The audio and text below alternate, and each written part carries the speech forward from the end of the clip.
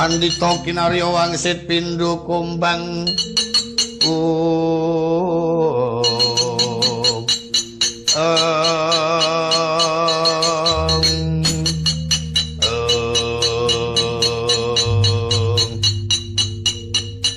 Kakang Rada napiri menika mangke sak sampunipun dhateng Mercapada nggih ing pengangkah ajeng kula gawe tata titi tentrem ayam-ayam Brantayuda ajeng ulun batalke wah guyake ing di awit urusan Brantayuda menika sampun karepta dumateng Sang Hyang Padawenang. Dadoyen Brantayuda dipun gagalaken. Menika mangke saged lampahan nampi dukanipun Sang Hyang Padawenang. Kita manut menawi Mboya. Nun. Wah, Mboya di. Kaya Madipati jabuten kae. Nggih. Nggih manut. Manut. Lah cilakan. Ya Madipatri ya gemblung nginceng wae ora. Ha wong didhawuhi karo Rama Pukulun kok ya. Bener, Jeng, aja cok balela. Iki apa iki? Keris. Dewa kaya nyengkelit keris barang ngono kok ya. Wah, pikirane kok gading. Ketara atus. Ayo medhana Mercapada padha titi priksa para titah-titah. Monggo kula dherekaken. Monggo Kakang Raja. Nggih, Di.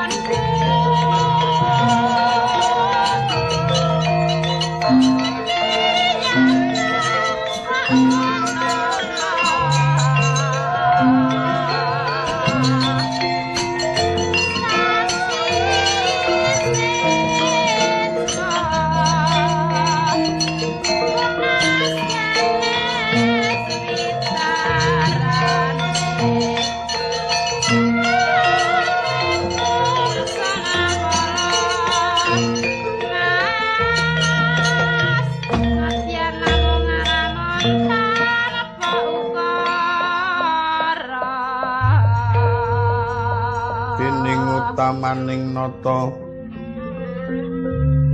berbuti bawa laksana liring kang bawa laksana aku ngenya paring tono anggegan jar saben dina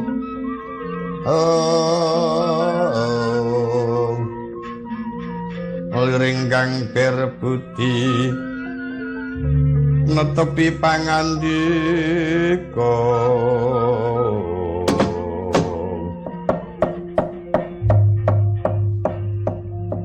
Rama Penemban apa ngger Suyudana menika para kadang-kadang kula Pandhawa sampun sami tedhak taun langgeng Mara coba diacarani Yayi Puntadewa lan Dimas Werkudara Dimas Arjuna Nakula padha pasugi. Nuwun pangestunipun Koko Prabu kados mboten kirang setunggal menapa. Ya nampa pangestu mujaga pitana kakangku kaya ora ana siji apa.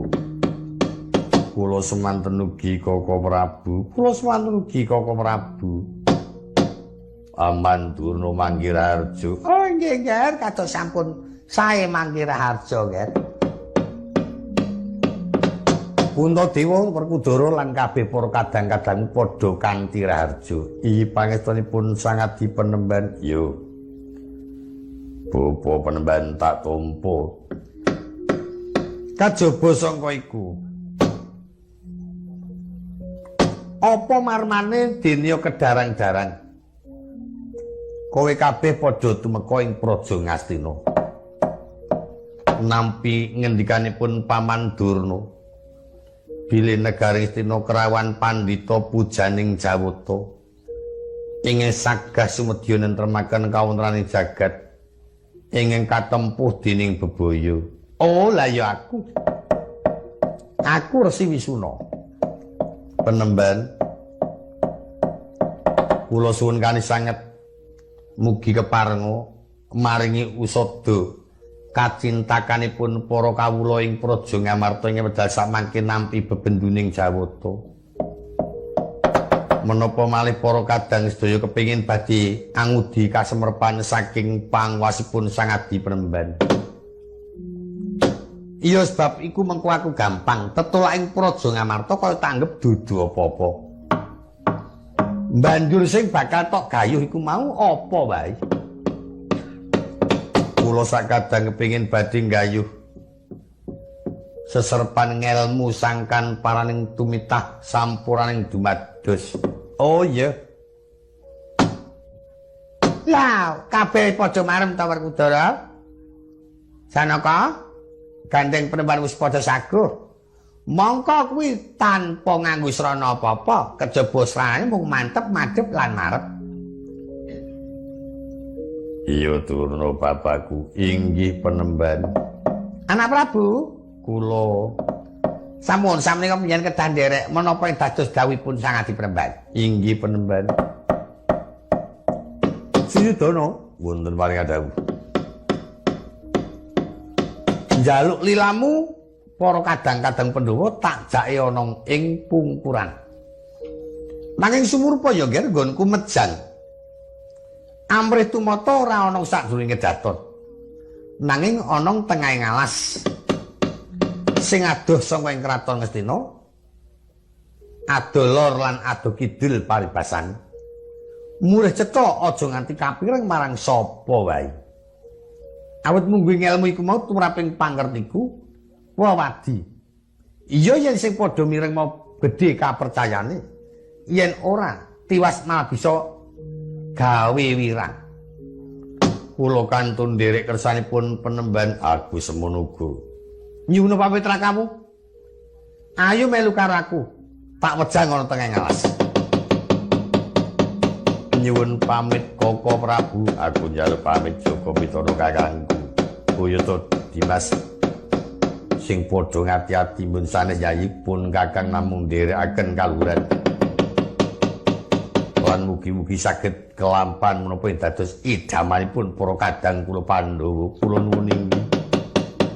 Sengkuni kula Penemban dawuhna marang kabeh Kurawa supaya pacak baris ngepung alas sing tak nggo wejang. Ngepung alas sing tak nggo gawe mejang ilmu. Inggih. Mengko yen ana apa-apa mingkang ditindakake apa dawuhku ngestakaken dawuh. Ayo Puntadewa, iki setika Penemban.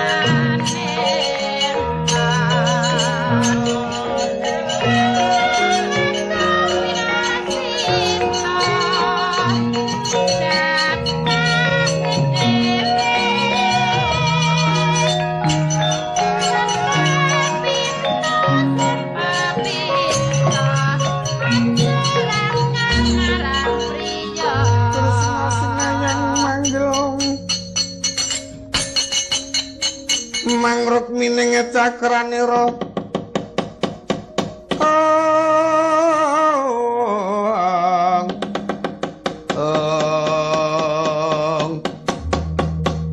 Dewi kramanira lir sagunung gunung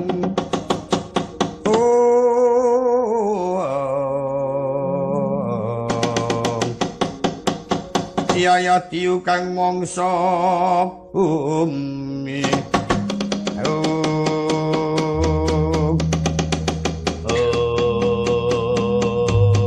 Gatut Kaca wonten dalu Iki kaya adimu Abimanyu inggih kula aturi dangun Angka Wijaya wonten paring adawu Kok dadi ana kene diderekke para kawan kok ming loro madosi kaki Semar. Kakang Semar ana ngendi? Rikala suwa badhe kula boyong wonten negari Ngamarta supados nentremaken kawontenan ingkang nempuh dhateng para kawula. Namung kemawon ical. Sing ilang sapa? Iya Siwa Semar. Lah apa negari karo Petro ya ora ngerti, mboten ngertos sinuwun wong ngertos terus lak ngaten. Lajeng mboten wonten. Oh, kaya di sendal mayang. Nggih. Nek di sendal mayang kok ketoke ora ana rasa mak gregek ngoten. Mak lus ngoten Bapak. Lungane niku nyala wadi. Karo Bagong. Oh, mboten nih. Oh, lho lah iya, Truk. Lah Bagong. Oh, mau tak tinggal turu kok. Wong turu kira oleh rezeki. Aku nek tembayatan karo wong ngantukan wegah. Manyen tak omongi to wis pokoke sing gawane ngantukan ki nek wis memeng. Aja meneh kok ngerurui ngono agek omong-omongan iki wegah. Kita kaya ora iso gawe bombong ing pikirku. Mula Bagong itu tak tinggal lap tanpa pepoyan.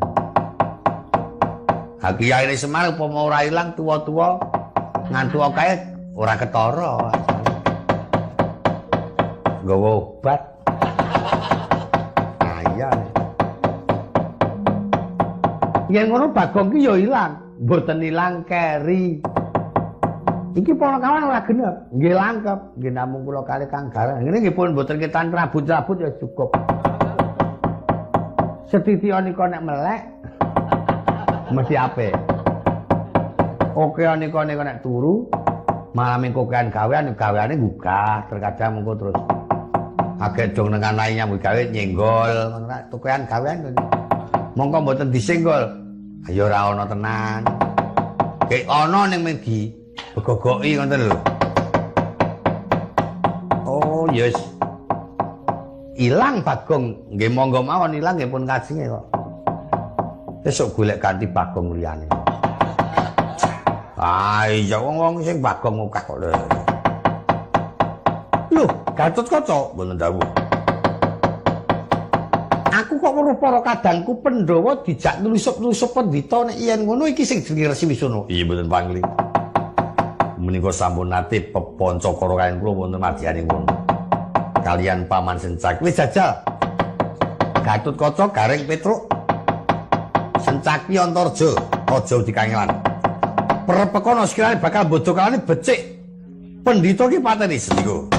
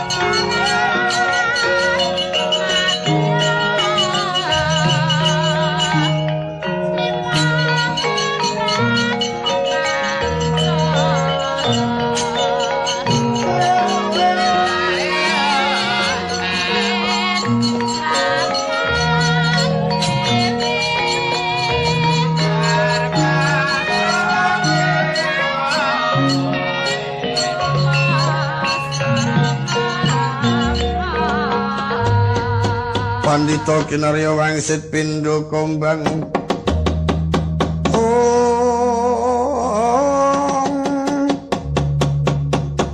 nesepa madu sarining tawang medarno ngelmu kang sanyata mengkuliring kasujanan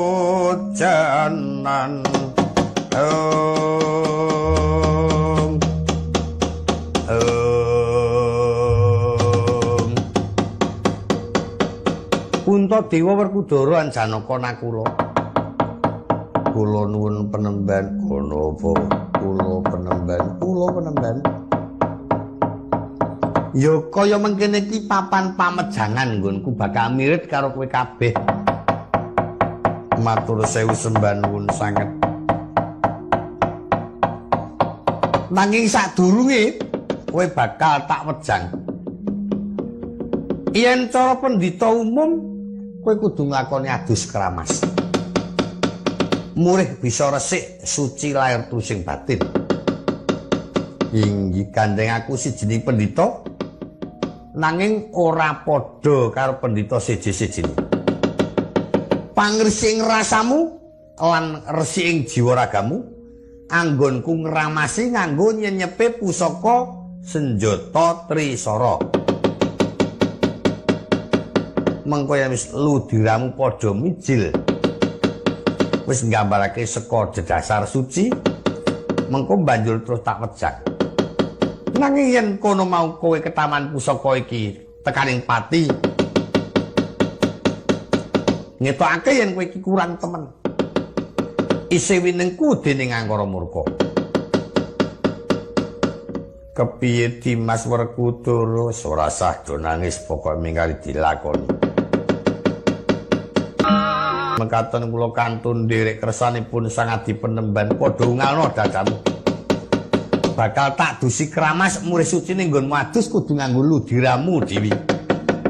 Dereng ngantos pusaka denbat marang Sang Dwijawara Kocapa Raden Gatotkaca. Nglarak pandhita wonten tengahing wana diwasa.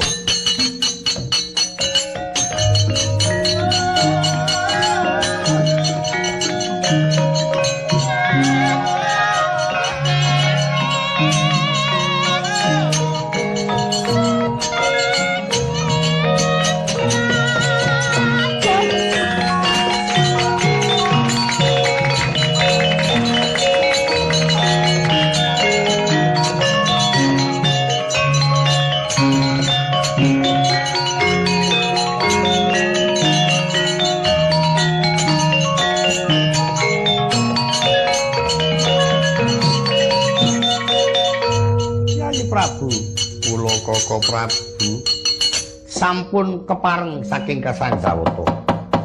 Nuyanayo Baskara Titi Wangsa saged gebungkar wewadosing angkara murka ya. Kula nuwun inggih. Kurang setitik bendaramu padha tekaning pati mergo pendhita iki mau nyekel pusaka. Yen miturut ngendikane adinggo adus keramas nanging aduse keramas kudu nganggo ludirane dhewe-dhewe. Wah, jan untung Ndara Gatotkaca terus trajang. Ya kaya ngono kuwi terus apike piyayi trajang ya ngono. Dadi ana apa-apa ya terus sebet. Wis jenenge trajang tegese kake ngarep ya wani kake mburi ya mumpuni. Ha iya.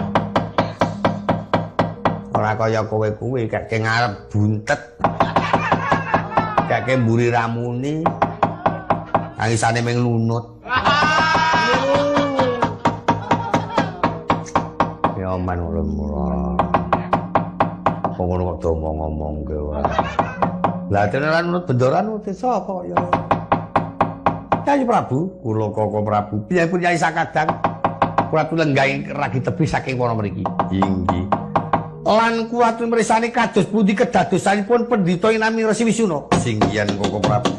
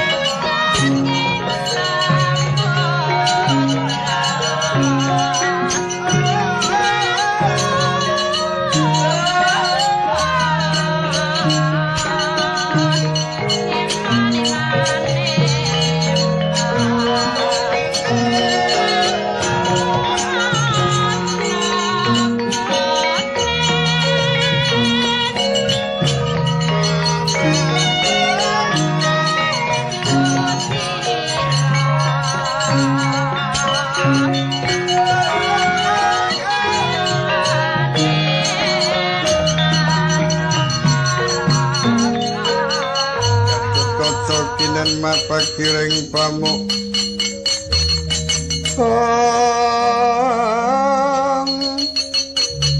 pamunyori sang bala srangat bejo mawancana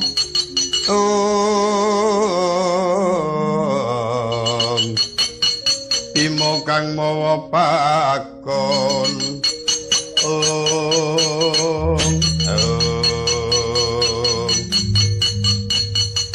yen ora kleru Gatotkaca iki sing wani nglarak karo aku ya dasar nyata arep kowe ngaku pandhita terang yen kowe telik sandipaya manuta tugel guru aduh ya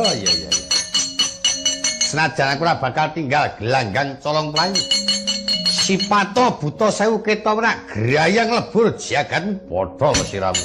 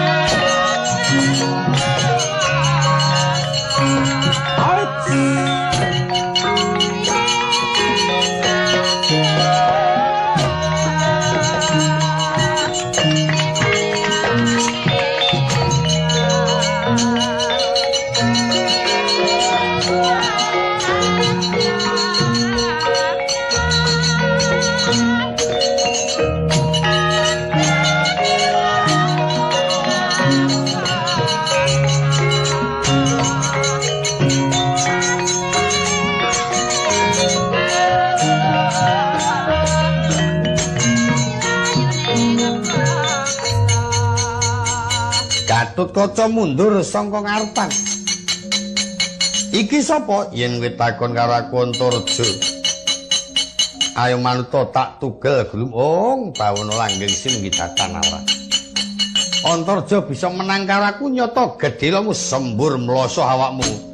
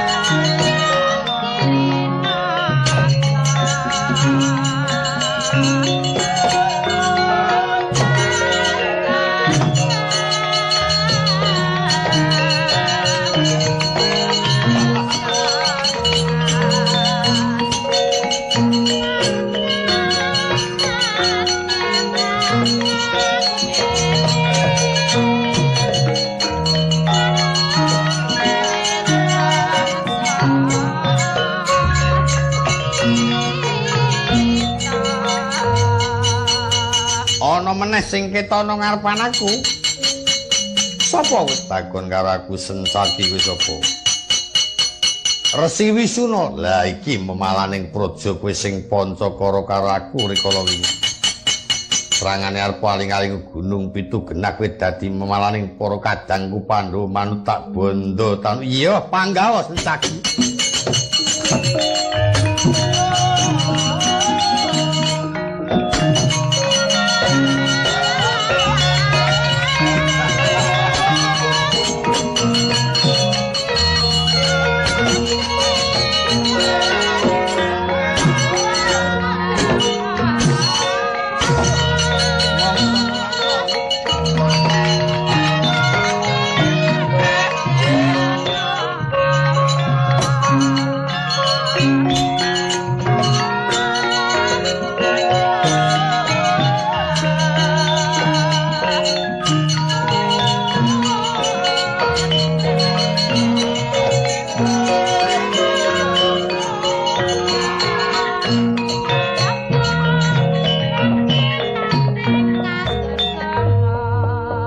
Piye Petruk? Wah, pun geger mboten karu-karuan. Putra-putra Ngamarta mboten wonten sing menang karo sing jenenge Resi Wisnu. Wah, pancen edan. Ndara Gatotkaca, Ndara Antarja, Ndara Sencaki kalah kabeh. Kowe ora maju, Truk. Lah aku menang kok ya kowe iki. Ambek kowe iku maju. Nah, aku ora prajurit kok. Aku pengawal kok. Pengawali saenake kok ya. Perang ya kena, turu ya kena wong. Ngawal. Ah iya. Ya syukur. Ngawal disangoni ayo. Jan iki ana-ana wae sing tok omongake. Njur niki kepripun niki? Ya wis aja kuwatir. Mengko tak golekne pintos layar. Nah, rak ngono dadi kula iki ayem pikir kula. Ayem wis goleke kok aku serampung tugasku ayo. Turu-turu ayo. Penake ra jamak-jamak wis. Siler to mesak rokok. Gawa udut lintingan apa ora? Apa ora? Tekle cok ora. Nah cok gawe bingung ora. Mbok melu dadak iku koyo melu ting trung ting Apret. Awal ana sing tak awal karo sing ngiri godak kuwi. Andamku kaya termelu kok. Ayo melu aku nggih.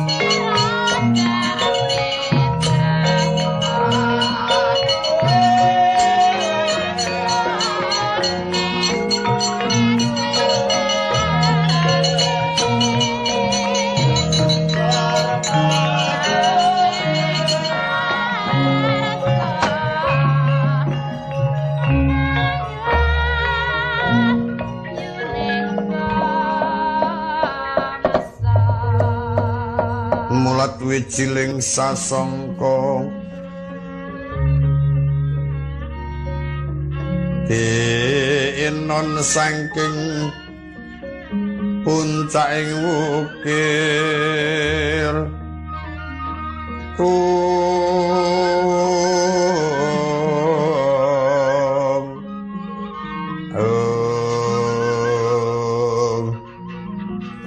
kasurutan niwang pratangga wis katon bangun gagat raina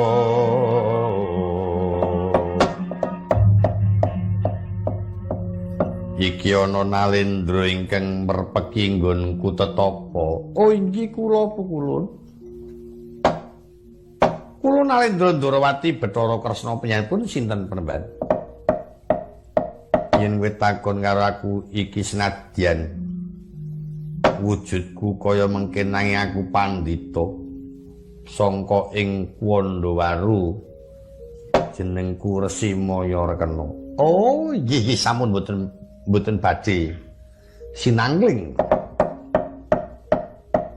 Petro, Nun, iki jenenge Maya Rekena. Oh. Nek ngundang nggih Penemban Begawan Maya, ayo nganggo rekena. Oh, nggih. Kajenge Maya Rekena, Reng. Nek Maya ki nak tunggale gambar Kongas Teja to. Nah, gambar Kongas Teja Maya ra. Anggae rekena kok. Oh. Kula Petruk Penemban, kula Gareng. Iya aku wis mangerti nggonmu. Jeneng Petruk karo Gareng kuwi. Saurunge matur aku wis mangerti. Oh nggih syukur. ana apa wong agung merpeki nggonku teteki. Estunipun kula badhe nyuwun prisa. Sangat dipenemban wonten mriki menika estunipun tetapa menapa aku tapa ngrame. Yen katitik tejanipun teja suwerna, nanging nyatanipun panjenengan ngaken yen to pandhita dados kula piyambak ngantos sinangling anggen kula badhe mestani. Teja suwerna menika tejanipun Jawata, panjenenganipun kok ngaken yen pendhita. Dados mboten wonten ginanipun lan lepat anggen kula matur pukulun menika wau. Ya wis ora luput. Panjenengan kepara nyata yen aku iki dewa kang ambek pendhita. Ngaturaken kawuningan. Awrating kewajiban kula karana kula ngesuhi dumateng para Pandhawa.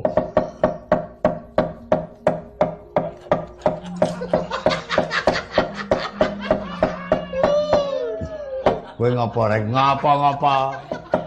Dengkul mlecet. Ngopo makpuk ngono?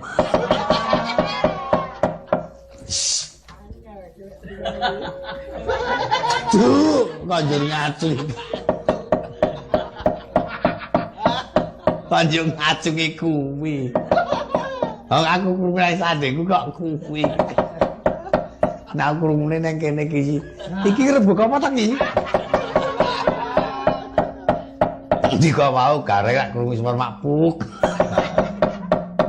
Ponokawan sono ana wae sing dipikirke. Mengurusan ngono kaya di nyelot-nyelot daturke ngono lho. Niki mboten daturke kok uduh. Awang papate kok angel golek-golekane niku lho. Apa negara Ngamarta ketaman bebaya? Bebaya ingkang risak para kawula. Ugi wonten bebaya ingkang badhe mangendrajala kacintanganipun kadang-kadang kula. Pendhita ing wonten ngestina ing nami Resi Wisuna. Yen panjenengan mengkono, aku saguh bakal ngadepi lan aku saguh tameng dodo. Aduh, kula. Matur sewu sembah nuwun yen to Paduka kersa minangka dados tetamenging para kadang Pandhawa. Netepi dumateng kewajiban anggenipun angesti tapa ngrame. Wis prayogakna lenggamu tak tandangane aja melu-melu.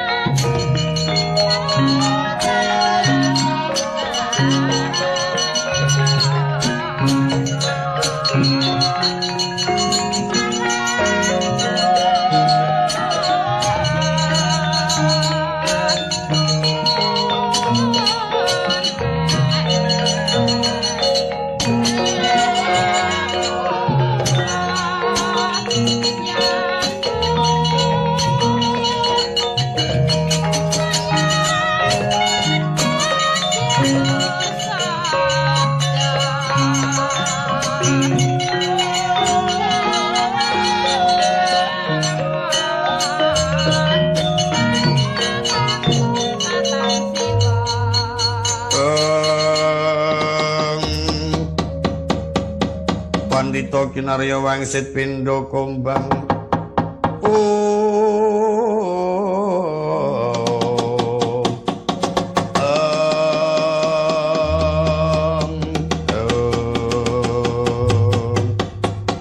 Iki Pandhita Bagus sapa? Yen takon karo aku maya kena kowe sapa? Durung mangerti karo aku Resi Wisuna aran. Aja nang ngarepan Pandhawa bakal tak pateni. Kowe mong-mong aku kowe bisa mateni Pandhawa yen iso ngilangi nyawaku. Lah krasa tangan aja mlayu.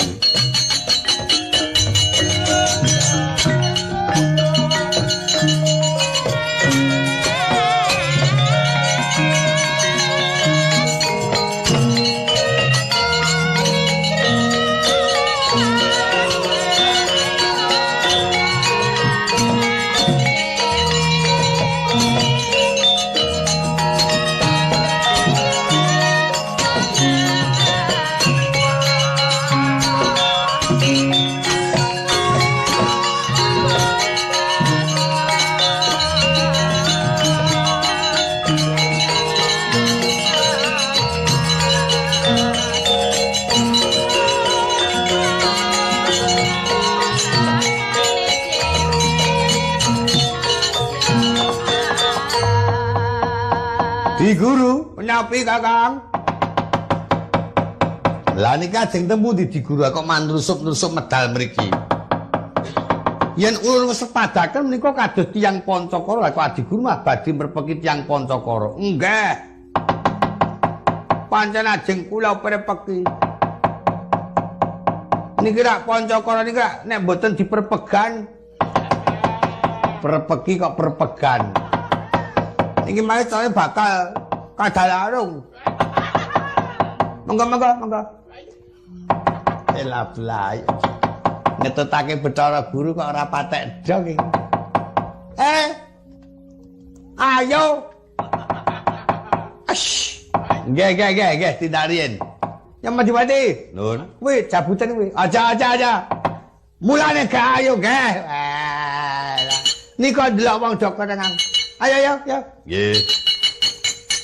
Aku ngetutke Sang Hyang Guru malah mumet ngalor ngidul. Mau Bathara Guru kok doyan ngombe dawet barang iku ora karuan. Karanggo seger-seger kok ya. Ya, muan ana sing awal wong loro kok ya ora. Merpeki kasih do padha camparaka kae. Pancakara. Lah nggih. Monggo Dik Guru.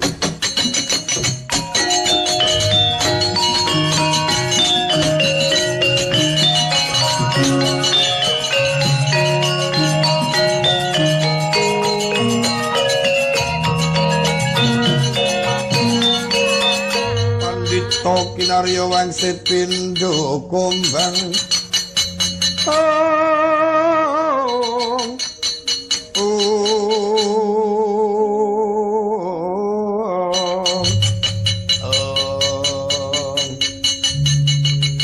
ora patut banget sing jenenge Resi Mayakara pancen digaya ungalna dadamu ketiban pusakaku Trisara rampung nyawamu.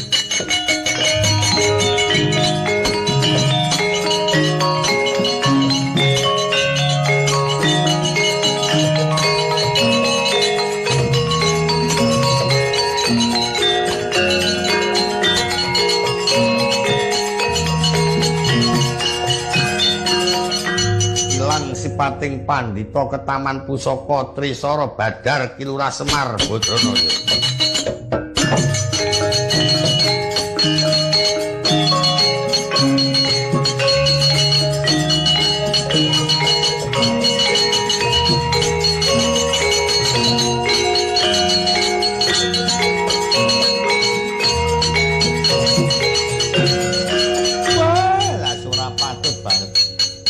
Pancen rada bodho kalahe tenan pusakamu. Iya, Jajra minggat ngati-ati kowe.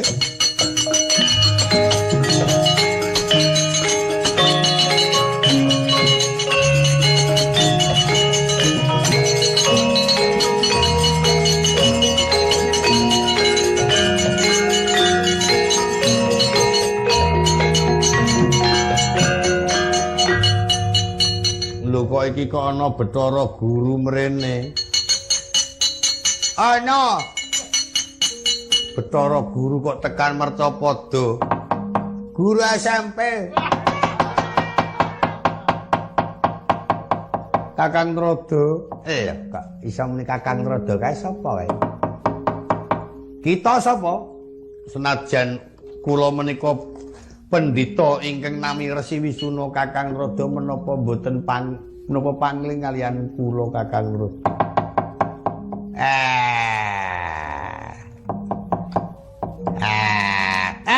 Kepiye niku nganu niku ngremake mripat niku mbudekake irung kuping aku dadi cumentaka kali sampean kok iso Kakang dipateni ya menika sinten Kakang ayo dipateni ora gelem mateni kaya dipateni jabun wah jabun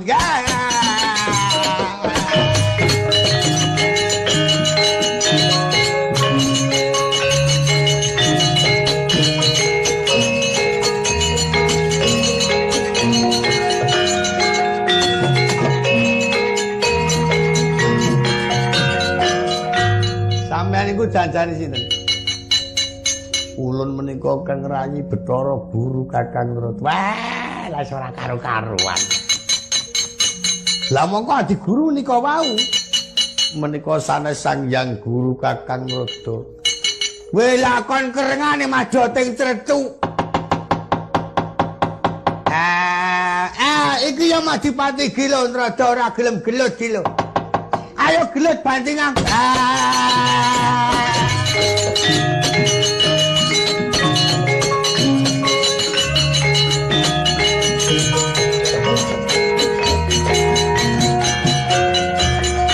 Pun monggo mawon wah saya judik aja takon bisa rampung nyawamu.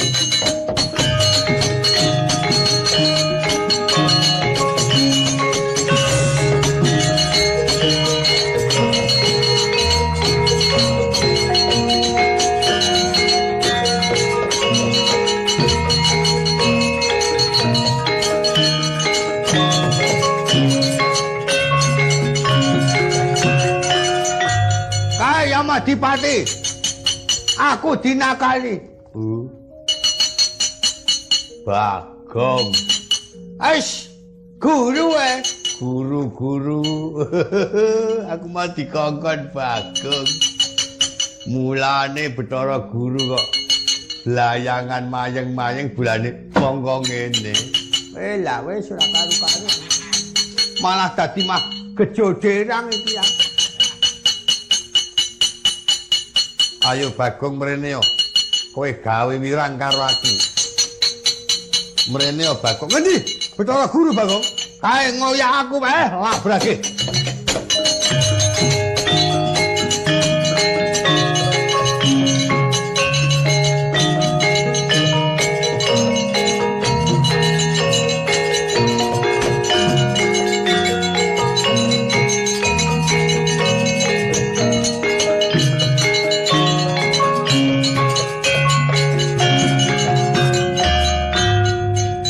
Kabeh mbuyakena padha nerusake Pancakara.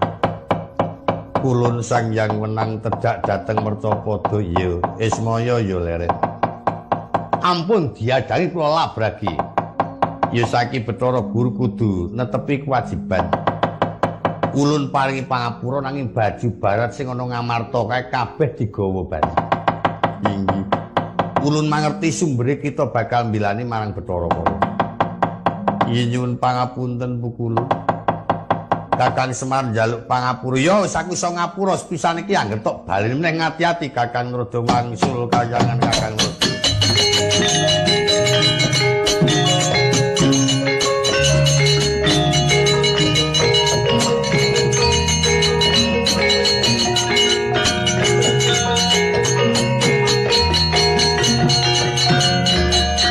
Patut banget wong ngamarta gawe wirang sesembah kulang tak kedhepak aja takon dosa apa-apa kuwi.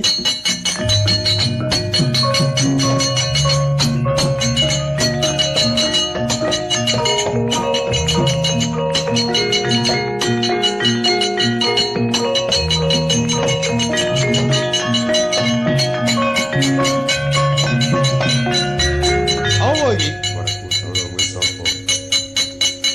Takon karo aku Dewa Wisuna bilakno malah sesembahku sikilku tampan.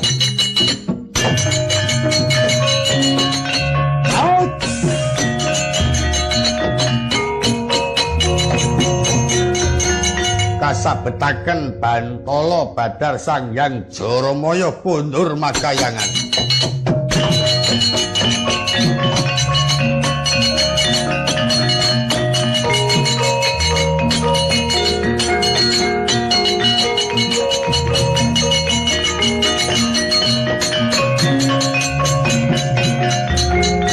Kandak legudeg manyar-manyar nger angger Prabu Jaka Pitana. Lho mawon. Ampun ngantos dipun ajengaken para Pandhawa sampun kempal sedaya. Ragi Kurawa dipun unduraken gantos dinten Remak kula sagah numpes satriya Sandra Ngamarta.